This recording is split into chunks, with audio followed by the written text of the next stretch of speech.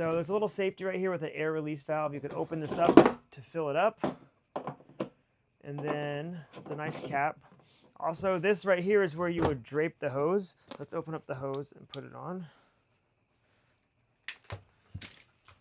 So this is obviously pretty self-explanatory. You lay it down and hook it on just like you would a water hose here. And there's going to be two different valves, which is nice because you're going to want to shut off, when you unhook this, you're going to want to shut off this one. And then you can also shut this one off so anything left in the hose doesn't drain out.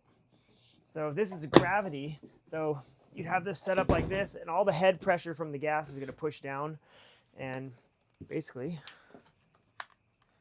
have it come out of the tip like this, just like, look, it's like my own little gas station.